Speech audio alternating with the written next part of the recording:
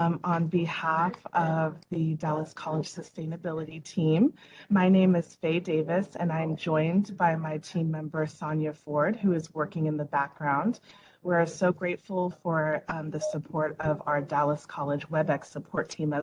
So let's get started. Today's session is Backyard Composting for Beginners. I'd like to introduce our speakers, Neil Kaufman and Lori Delacruz Lewis. Neil is the new Assistant Director of Sustainability for Urban Agriculture and Food Security at Dallas College. He oversees the campus gardens, collaborates with faculty members, and partners with food security organizations in Dallas County. Prior to coming to Dallas College, Neil was the Sustainability Manager for University Housing and Dining at UT Austin. Neil has a degree in wildlife biology from Texas State University and is a certified master composter and a master composter trainer. Lori Delacruz Lewis is the Assistant Director of Sustainability for Education for Dallas College. She is a former municipal recycling coordinator, certified master composter, and master composter trainer. Her composting education program for the city of Euless earned the City Livability Award for Small Cities from the U.S. Conference of Mayors in 2006. Thank you so much, Neil and Lori, for giving us this presentation today. Take it away. Yeah, wonderful. Well, thank you for having us, and thanks for attending. So we'll go ahead and get started. So today's presentation on backyard composting.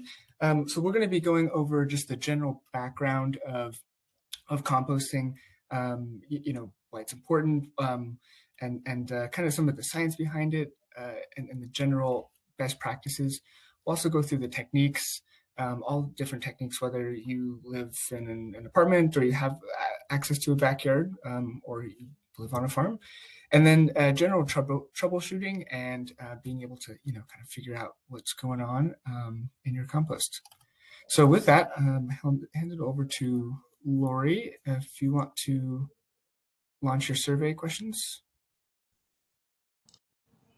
They are in the chat.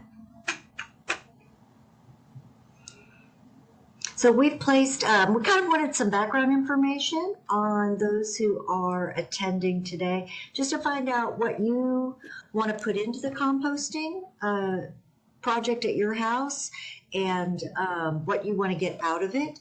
So if, Neil, if you could pass me the ball so I can share my screen, I can share the results of the survey. Okay, here we go. So everybody so far has a backyard, so that makes that backyard composting component much easier.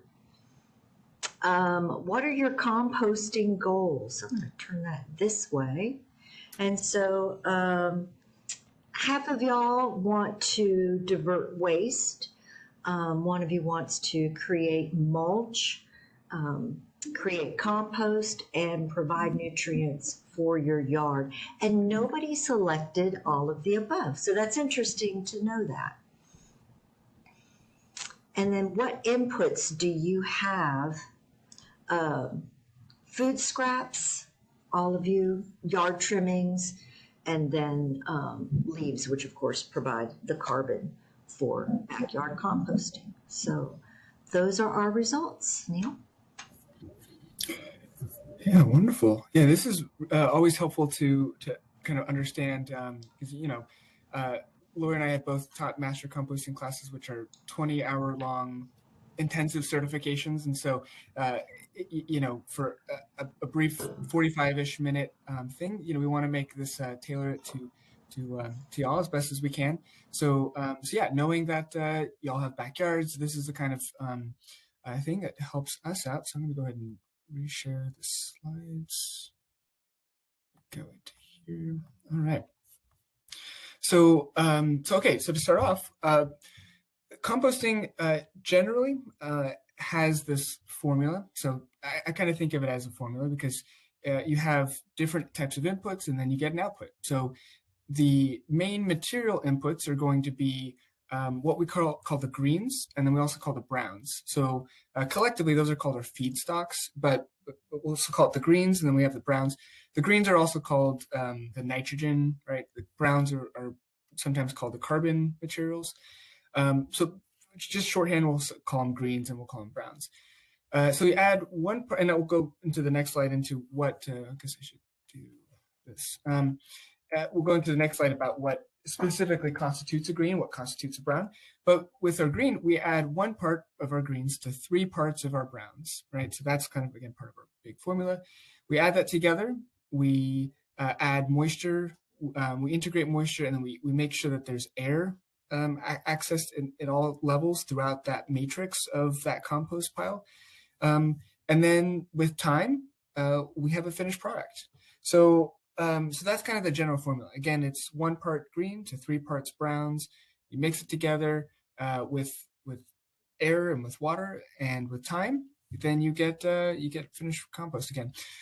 Now, some things to I think point out here is that composting is going to be probably the least precise area of horticulture or gardening that you'll come across. There's nothing that is less forgiving, or I guess more forgiving than composting. So don't think about this 3 to 1 ratio as like you need to get a dropper, or you need to get super precise with that. It's just a kind of rough idea so that to help you get started. And then with the moisture part, you can irrigate your pile with a hose, or you don't have to, but it does definitely help the process along. With the air helps to have a healthy compost pile. There are techniques of composting, certain techniques of composting that don't require air. In fact, that are anaerobic, right, which means without air. But we're just going to focus mostly on the ones that do require air. And so go back to the greens. Our greens are anything that is, I kind of think of it as like things that you wouldn't leave on your counter because it'd go bad, right? Generally speaking. So kitchen scraps, things like your leftovers, but also includes things like weeds, grass clippings, eggshells. So these are going to be, again, things that are high in nitrogen. They are contributing to the kind of DNA makeup of the microbes that are breaking apart these materials. So that these are really important for a really productive, a very productive compost pile, especially a nutritious compost pile. So I mean, there's some debate, I guess, whether or not some of these things, do you supposed to put weeds in there? Are you supposed to put eggshells? Again, there's nothing more forgiving than composting. So my theory on putting weeds into your compost pile is they're weeds. They're by nature, by definition, they're going to be everywhere anyway. So and plus, everything kind of has to line up for it to actually be a big problem for you to be spreading and repropagating out those weeds. So I think it should be okay. We'll go in a few slides over some of these specifics on what to avoid. With our browns, it's going to be things that are dead grass and leaves, wood chips, straw, paper, natural fibers. So things that are more stable, I guess, like think about like shelf stable. These are they serve a few different purposes, but they really fulfill a lot of roles within the kind of the biochemistry side of composting. But they also help to kind of add a bulk, what we call a bulking agent. It helps to add more airflow by having that material help to, it's being generally a neutral, I guess, inert material, although it is contributing to the chemistry. It's otherwise inert, and so that helps to break or add that airflow. And then things that you shouldn't put into your compost pile within these browns and greens categories. So in a backyard pile, you don't want to put meats or dairies, grease, certain oils. That's going to mess up the pile. It has a potential to integrate pathogens. and which has been seen to pass through into some of your tomatoes. If you're growing tomatoes, right, you apply that compost on your tomatoes, those pathogens can go through those. So you really want to avoid the meats and the dairies. It also attracts more rodents. It will really make it stinky. So and it just won't break down very well. You also want to avoid pet waste, especially cat waste. I'm not a cat person, so it's easy for me to say this, but cats are kind of gross, but especially with all the kinds of gnarly pathogens that come with the cat waste. So don't do that. Produce stickers don't break down. I don't know why the industry hasn't figured this out yet, but those stickers, on a banana peel, those will be around this planet long after we are. I think they're never going away. So, and then fireplace ash. Fireplace ash could be fine in small amounts, like if you just dust it on in layers, as long as that wood hadn't been treated. Same thing with sawdust. As long as it's not treated wood, then it could be fine in just thin layers. So you just don't want to, dump it all in, and then it could just form this kind of mat. But those are things that I would avoid, especially for a backyard pile. Now, in a commercial pile, in a large-scale commercial industrial compost pile, you can do, some facilities will accept meats and dairies and large brush, but in a backyard, definitely avoid the meats and the dairies. Now, I will also say, you can practice anything in moderation, right? Like composting is one of the things that you can explore. It's like fairly safe to make mistakes. And so, make mistakes, and then learn from them. So, but don't, also don't be overly dogmatic about composting either, because, it's a little bit, there's some margin for error. There's a lot of margin for error. So, if you have leftovers and there's a little bit of grease, right? It's like some pasta dish with like a little bit of grease in there, then that's okay. You just don't want to put like, your bottled grease into your compost pile. But with the microorganisms, microorganisms are a big part. They're the integral part of compost. So without microorganisms, there just simply is no compost. Think about like mummies, right? What is it? Or like, I guess like a mummy. Mummies, they don't break down because they have removed the parts that make decomposition necessary, the moisture and those kind of things. So we want to promote these microorganisms, and so we do that through all the ratio, the green, the browns. We do that through the moisture and through the air. So we have bacteria. Bacteria are going to be the ones who are quick first responders, right? They're the first on the scene. They break down those easy sugars, those simple sugars, and they break them down. They heat the pile really quickly, and then they die off, right? The fungi comes in a few days after that, throughout the rest of the duration of the compost pile, and they break down the slow, the complex sugars. They break down the lignin, all the really, really tough woody materials, and then the protozoa, protozoans like all the different types of protozoans. They break down those bacteria and the fungus, right? So the nutrients inside that are being broken down from, let's say, the food scraps or from the weeds, that's getting trapped inside the DNA, inside the cell wall of these nutrients, or inside the microorganisms. So the protozoa, as they consume them, it releases and becomes more bioavailable to the plants. And same thing with the nematodes, although they are more agile, so they can kind of, the protozoans and the fungus and the bacteria kind of hitch a ride on the nematodes as it can access different areas. So these are, I think of them as the composting quartet, because they're super integral into what makes composting happen. Now, some of our macroorganisms, things like the worms, the flies, centipedes, larvae, pill bugs, these are all normal. These are all things that, if you have a good looking compost, you have a functioning compost pile, this is things you're going to see, and that's okay. My philosophy is, if it poops, then it's okay, right? It's contributing to the process. Now, these aren't decomposers. These are they gnaw and they mash, and they make it easier for the microorganisms to break down the food scraps or for the materials. But they're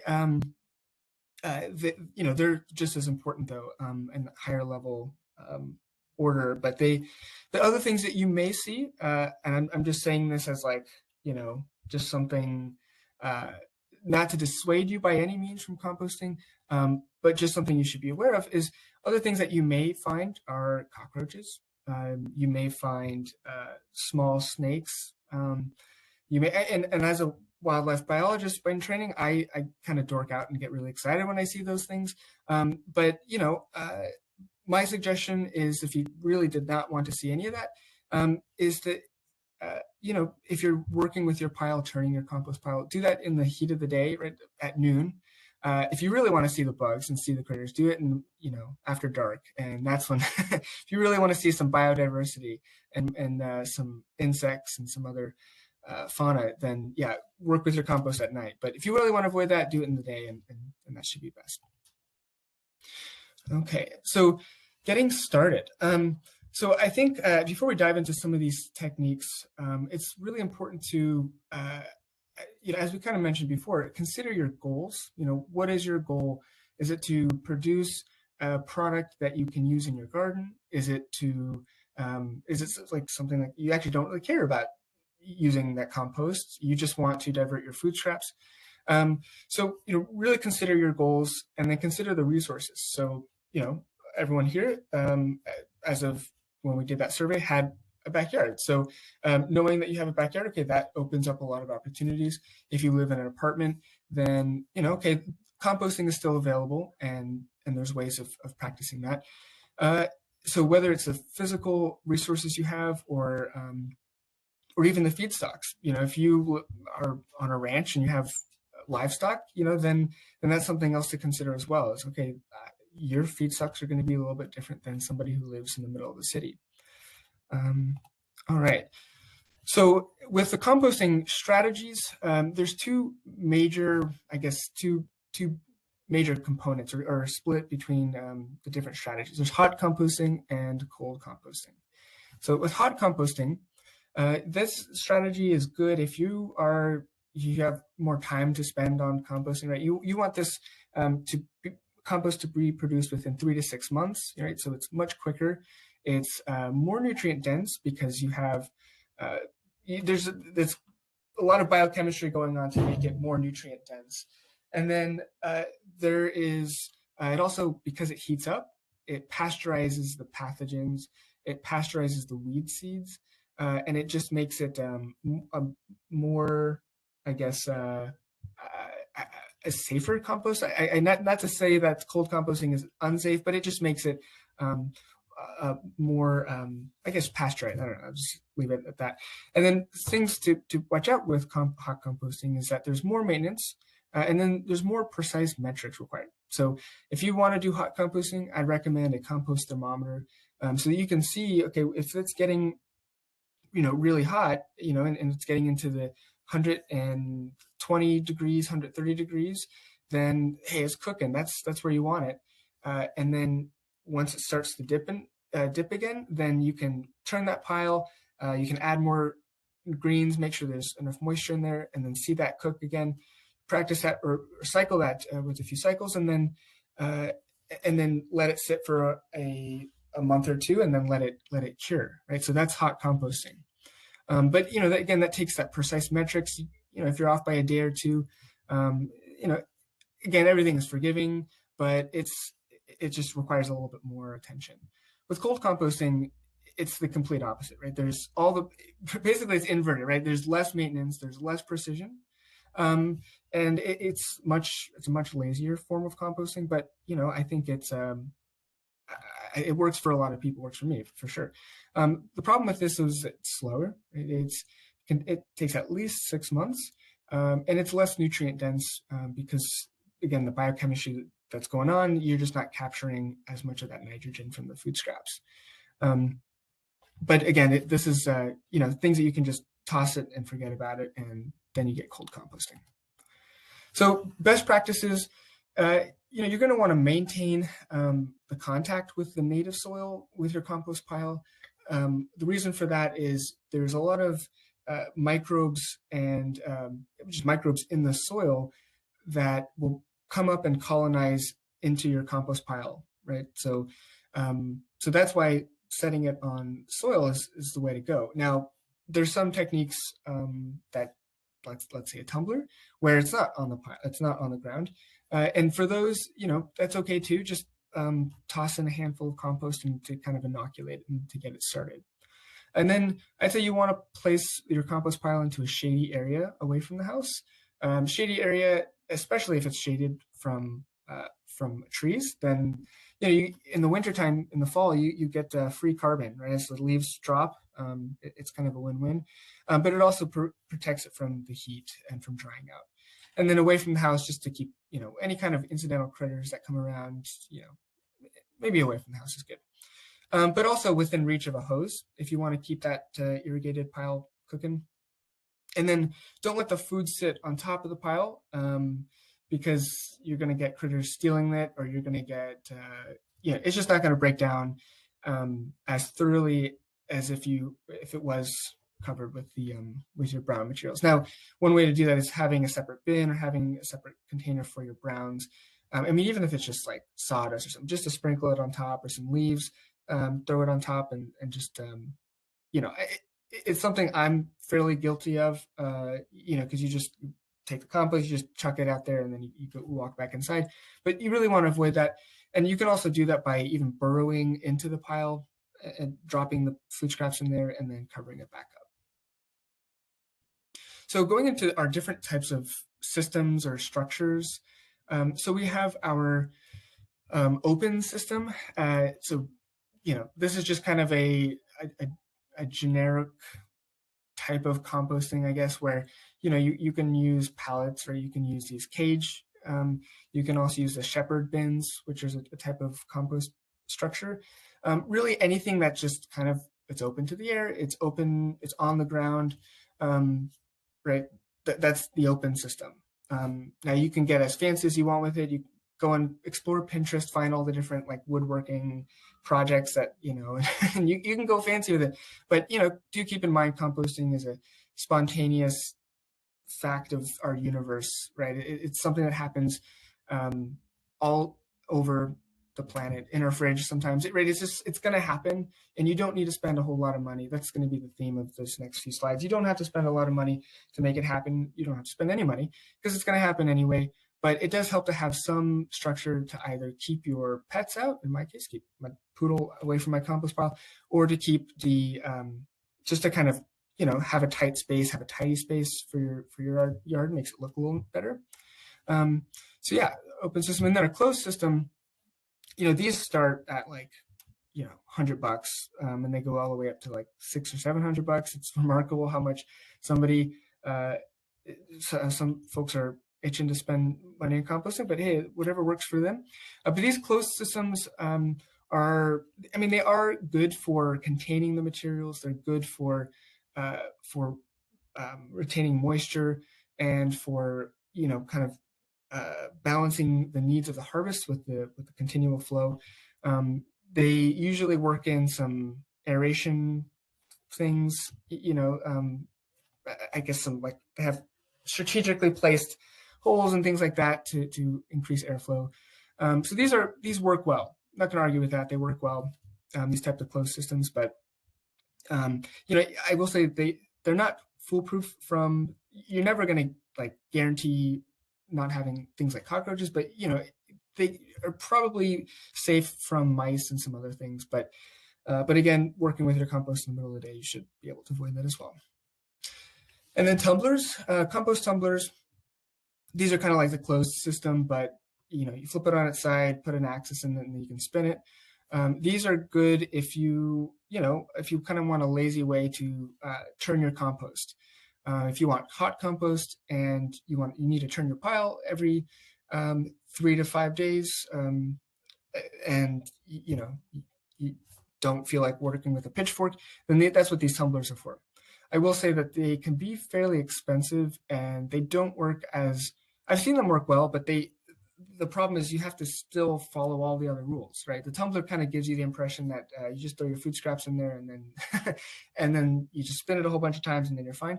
But you still have to follow all the, all the protocols, I guess, of composting, the ratio, the moisture. But something to watch out for is if you don't turn it frequently enough, then it can warp and it can be kind of a problem. So tumblers can be great, but they can also be something to Neil, so one of our campuses had a tumbler. They've tried some composting in one of their back areas, and somebody had thrown some, leftover parts of a tomato. And the thing about the tumbler is it never heats up enough to kill off those seeds. And so where they were using those that compost or the mulch without sifting it on the campus, they were having tomatoes coming up in the weirdest places. So that's one of the drawbacks of the tumblers. It just never gets hot enough to kill, the seeds of whatever you put in there. So you have to be really careful what you put in.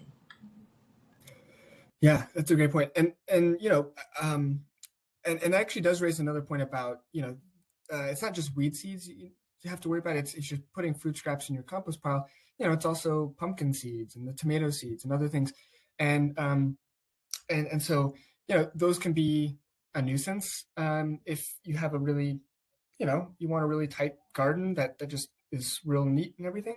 But it can also be something to kind of embrace. I had 4 watermelons growing in my backyard in July, and it took over the entire yard that I finally distributed my compost and it was kind of fun. Before I put in my sod, I had a whole watermelon patch that came from it's actually, no, it said watermelons, it was pumpkins in July. So and then one way to, say your goal is to divert waste, but it's not to produce to produce a compost that you can work around your yard. One way to do that is through a food digester, and there's something out in the market called a green cone or a solar cone, also called just a food digester cone kind of thing. These can be fairly pricey. I think they're like $250 or so. But they do the job. They kind of work like you bury it about a third of the way in the ground. There's a netting underneath, and you put your food scraps in there, and the heat and everything will just kind of bake it down. The microbes from the soil will colonize in there and also help break down the food scraps. So this is a good way, again, if you just want to throw all your food scraps in there and don't want to worry about the turning and all that other stuff. Now, a much more affordable strategy with this is just through you can just take a metal trash can. This is Lori's idea, and you just poke holes in it, right? Throw food scraps in there, put the tin on top, and there you go. So you can save $250 just by doing that. And that's our food digester. And then our worm bin. Gosh, I could talk for hours. I do talk for hours about worm bins. So if this is a strategy that you're interested in and have a lot of questions, reach out to me, and I'd love to just. I could go on for hours, but briefly, I'll just say, if you want to practice composting indoors, this is the way to. And it sounds like a crazy thing to say out loud, right? Like, oh, composting indoors, like that's crazy. The worm bin, if you do it right, and this isn't a high, a tightrope kind of thing. It's not difficult to do right, but if you do it right, this will be the least smelly thing in your kitchen. You can have it in your kitchen. You can have it in your living room.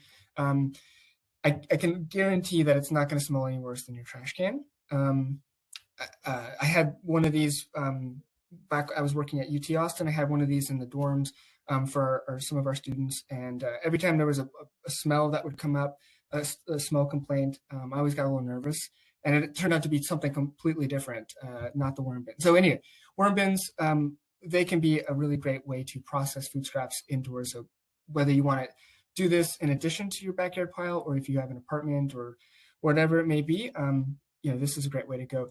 I will say they do require a lot more, you couldn't just put anything in there, right? You don't want to put anything that's acidic into the worm bin. The worms don't quite like that.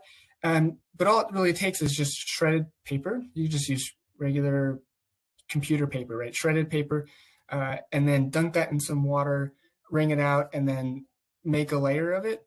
Get some red wigglers. I wouldn't recommend, I've tried them all. Don't recommend anything other than a red wiggler. And then put your food scraps in there, cut it up in small pieces. And then actually it helps to even freeze them before getting them to the worms. That helps to limit the flies that you may be getting. And then cover it again with a lot of shredded paper. So, that's the way to do that. And then, you can get, the finished product is much, much more nutrient dense than what you get from a backyard compost pile. It works really, really well, especially in like indoor plants. So that's worm bin. Vermicomposting is what it's also called. And it pains me to kind of move on from this because again, I could go on for hours. So reach out to me if you want to know more about worm bins. And then bokashi bin is another. It's kind of like a semi-composting because it's doing half the work. Right? There's doing half of the work. You just have to do the other half outdoors. But this is something to divert your food scraps as well. With bokashi bin, this is an anaerobic process, meaning without oxygen. You put your food scraps into this bin, and then you have to mix in this material. It's called a bran, and it's an inoculant basically, and that helps to break down the food scraps. And then you seal it up, hermetically seal it. You want to make sure it's drained, so every few days drain it up. You might think, oh, it sounds disgusting, right? It smells gross, but actually, if you do it right, it should smell like, it's fermented, right? So it'll smell like bread or beery bread kind of thing, and so it shouldn't be too bad.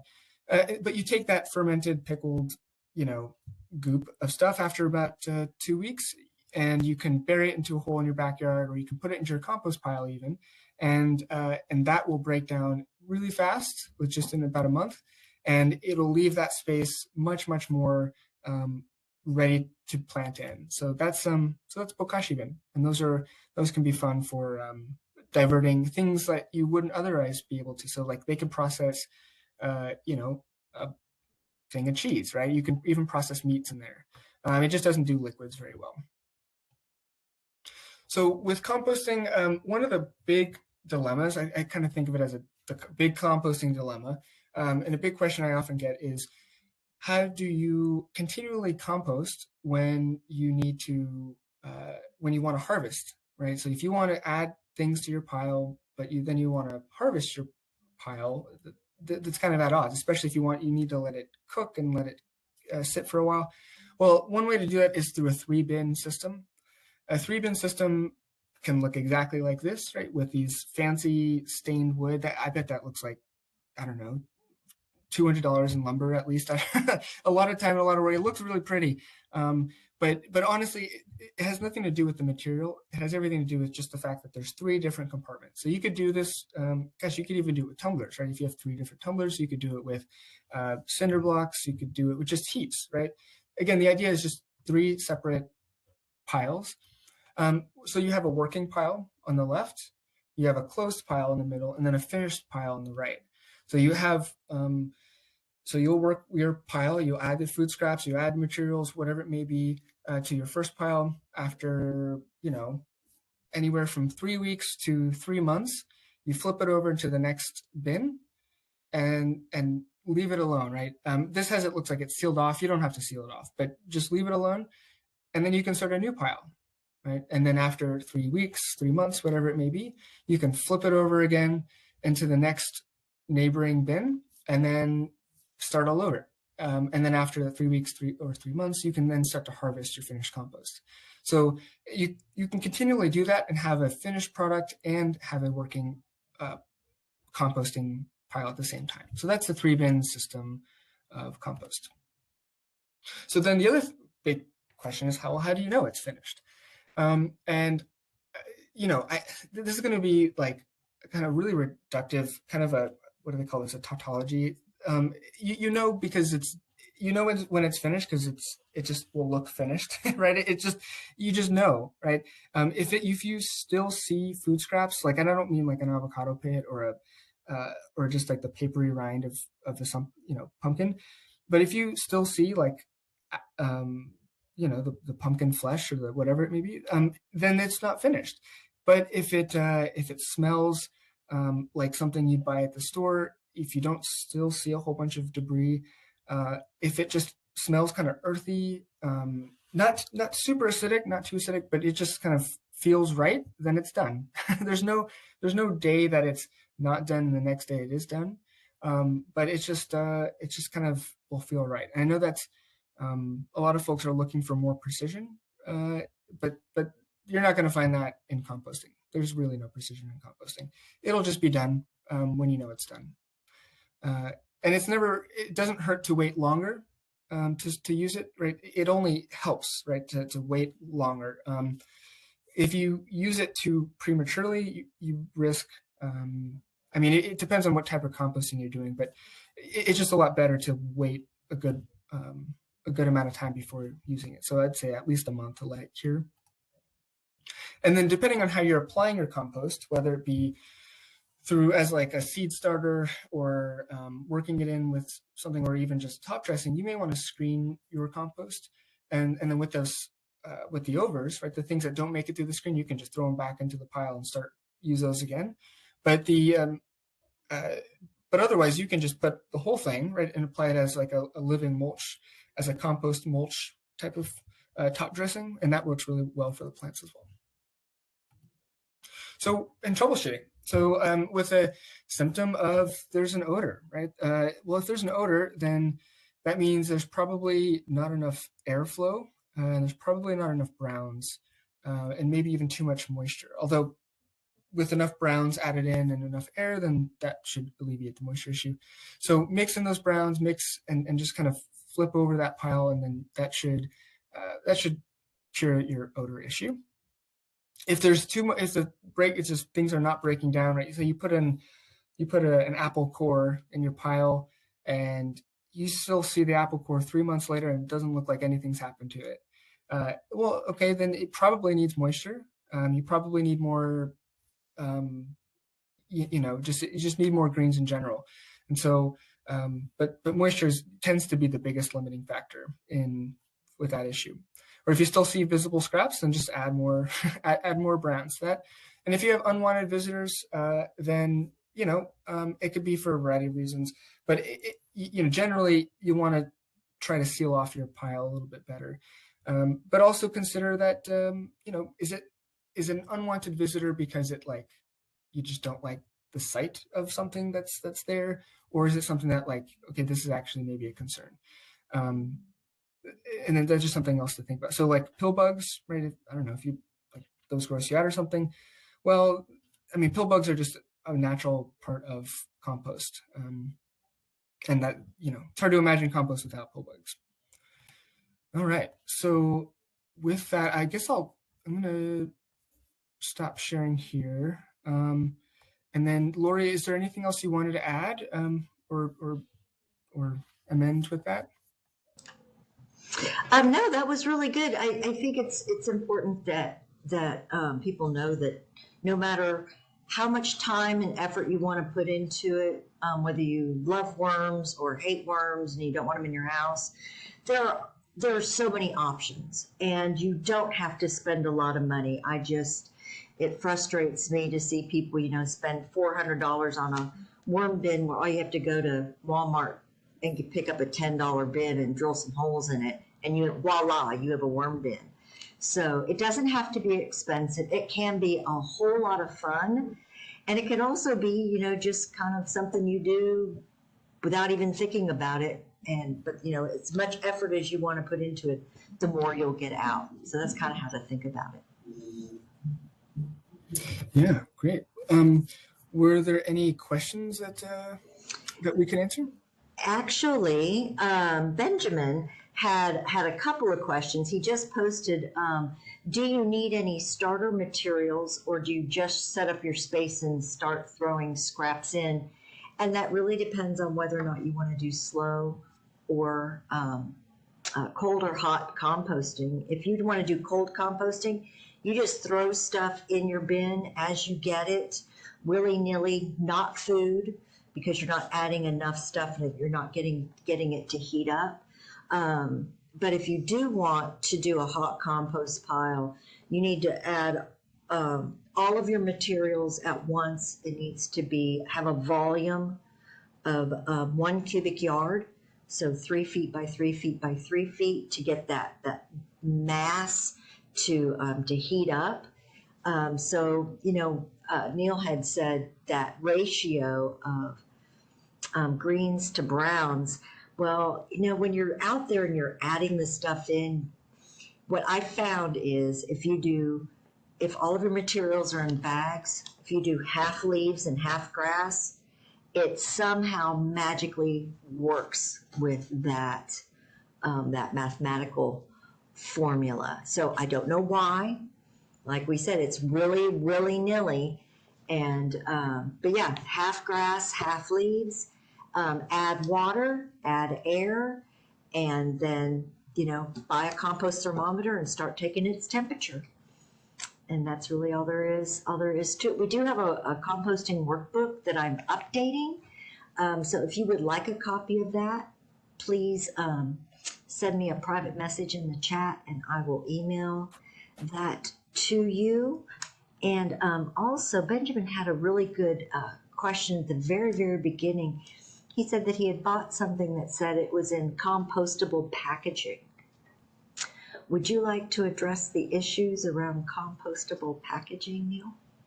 Yeah, definitely right about it being an interesting question. So compostable packaging can be a tough one because it's sometimes it's supposed to be a universal. There's an ASTMI, I think is what it's called, or BPA, or a type of certification to say, okay, if you say this is compostable, it is compostable based on how we define compostable. Now, generally speaking, the way most places define compostable, or ASTMI, is through an industrial compost facility and not through a backyard facility. So, in other words, your pile, it probably is not going to get hot enough to break down that packaging, especially if it's a compostable plastic. Now, it's theoretically possible for your pile to get that hot, and maybe that's something if you really want to try out and explore and and if you see it still there after a few months, then okay, pull it out and go another route. But it takes something like 150, 160 degrees, so it's at that level where it needs to be there for 3 or so days. So it takes a lot more higher temperature than what you can get in your backyard. But that's not to say you shouldn't compost it, right? There's other ways that you can divert that waste. Dropping it off at or through industrial composting facilities. But if it's a paper product that says compostable, then that may be fine. But that's a great question, Benjamin. And then I also saw the reaction about the snakes. Yeah, I totally get the concern with the snakes. As much as and again, I'm a wildlife biology person, so as much as I've had wanted to see a large snake in my compost piles, I never saw one. For what it's worth, I've only saw the really small ones, super adorable. I mean, I think they're adorable. There's this the brown-headed snakes, Sonora, called Sonora snake, and I don't know, I think they're adorable. But they eat mites and they eat small, tiny things. But another way to keep out snakes is just turning your pile frequently. If you turn your pile frequently, then you're not going to get the type of rodents and the type of critters that are attracting those snakes. So something else to consider. And then I saw a question about the eggshells. No, you don't have to wash the eggshells. What I would recommend doing is crushing up the eggshells. I mean, you don't have to, but something about eggshells, I mean, they're built to last, right? They will break down eventually, but that eventually, depending on the size of that eggshell and all the other factors that go into composting, can be a long time. It could be 5 years, right? Before you may still see little eggshell confetti all over your pile for many, many years. So breaking it up, trying to grind it down really helps a lot. The record for me was 6 years, and I stopped looking after that. I moved to another place, so it could still be there, those eggshells. So, but they're great for the compost pile, right? They add a lot, right? It's not just a green, right? They add a lot of those micronutrients um, and some other things. So they're great. Do you like snakes? I'm not a big cat fan. Yeah. Well, Benjamin, I suppose we both like composting, so there is that. Yeah, there you go. Yeah, industrial compostable. That's right. Yep. Yeah. It's a big difference between compostable and industrial compostable. But if you live in a city that has, um, yard trimming collection like Plano, I think Fort Worth does, it's going to go to an industrial location. But check with the city because they may view that material as a contaminant. So before you start putting stuff into your yard trimming bins where it's collected by cities, make sure with the city that particular thing is not considered a contaminant. Yeah, for sure. And I see Faye's question about better compost or specific compost for specific plants. The answer is yes, but not necessarily. I mean, there could be.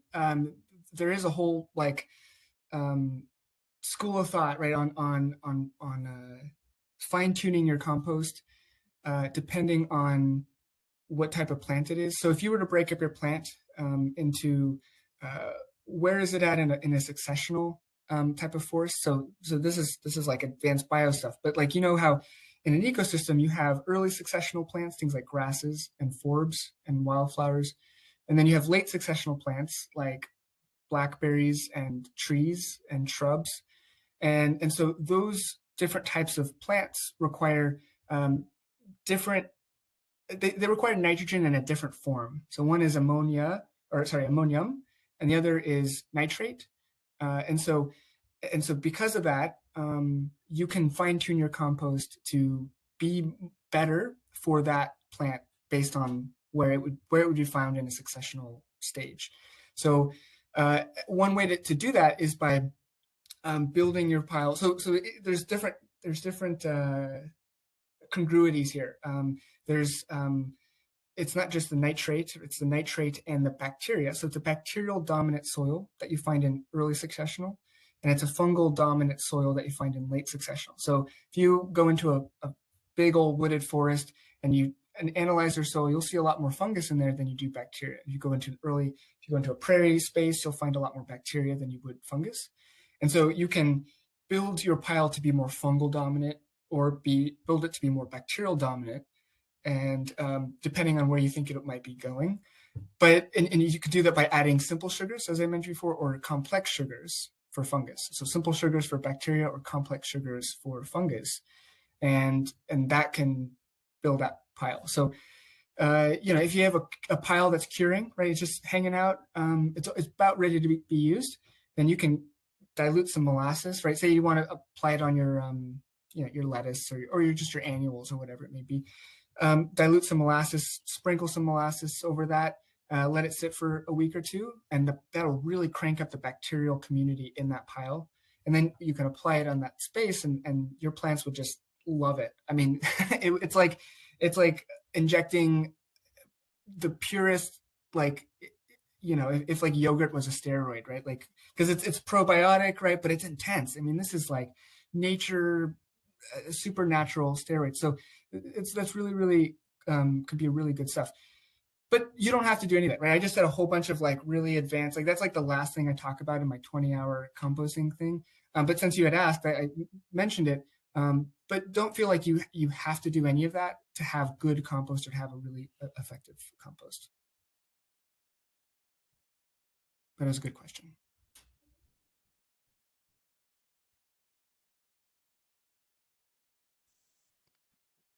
Okay, while we are waiting for a few more questions to come in, and thank you so much, Neil, for answering my question. My mom has a very big backyard garden, and every time I visit her, I help her with it, and we've we're less than beginners. We've just done some research into composting, and I really want to help her get started with this. And so, yeah, this presentation was great. I feel like I have a good understanding of it now.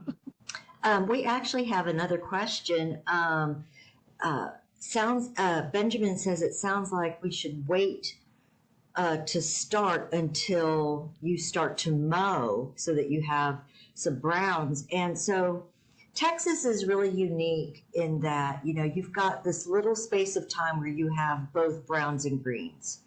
But most of the time, you know, you don't have the browns till the fall, and you'll have the greens in the spring and the summer.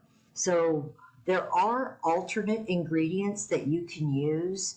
So you can compost all year round. So for your nitrogen, for your greens, you can use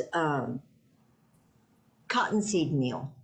So you can go to a feed store and buy a 50-pound bag of cottonseed meal for, you know, 10, 15 bucks. And you just use a small coffee can you know, scoop it in there, use 2 or 3 of those small coffee cans per layer. And then I'll be sending you a copy of the workbook so you'll understand the layers if you're doing hot composting. That's what you can use. But, you know, because you're using that means you have to have twice as much browns. So, because, you know, you're just using this basically this powder stuff in place of your nitrogen.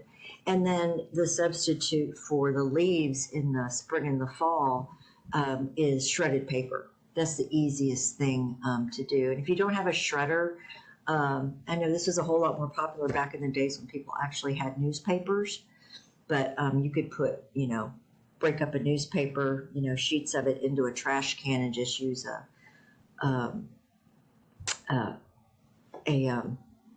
I can't think that I'm having a bad word day. The thing you edge with the little fishing wire that goes on. Yeah. Thank you. Weed eater, yeah. Yeah, it's a weed eater, and you can just use that to shred up your paper in a trash can. It's really noisy, and it'll annoy your neighbors for just a couple of minutes, but it's super fast. It's super easy to use. So that's the substitute that you can use for carbon for the browns in the spring and the fall. So. Yeah, and I mean, the other thing I do is, I mean, a bunch of my neighbors will leave out their leaves in those paper bags. To me, it's funny to put carbon inside carbon so that someone else can have your carbon. It's like, I want your carbon if you're just going to give away your carbon. So I would go around and pick it up for them, and then I kind of have it staged. And you can store carbon. You can store leaves year round. So that's absolutely doable. You cannot, however, store the grass clippings, because if you store those, they go anaerobic, they get slimy, they start to smell like rotten eggs, and so you don't want to do that. Your best thing is to use cottonseed meal if you don't have any grass clippings. Yeah, and I see Benjamin's question about the EN, the compostable certification. So that's like the European Union. I think they have their own designated code for a compostable, industrial compostable. Mm. So it is still industrially compostable, but not backyard.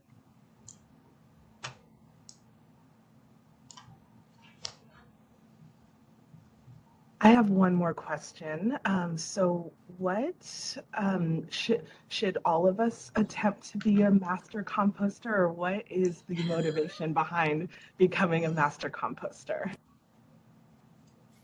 Curiosity. I think if you're just like intensely curious about this, I think if you want to be a good gardener, you have to really know the soil in a really deep way. I mean, you don't have to know about the different varieties of petunias. I don't know, like all the different things about the plants. It's really knowing the soil. That's where you become a gardener. It's where you become a farmer. And so, instead of taking a soil science class, it's kind of a proxy for that is a master composting class. And I think that there's different courses taught around the DFW area. I